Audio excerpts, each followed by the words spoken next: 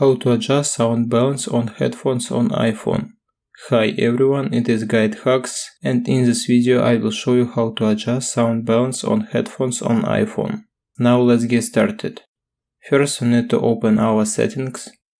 Then we should scroll down and find option Accessibility and tap on it. In appearing menu we need to scroll down again and find option Audio and Visual and click on it as well.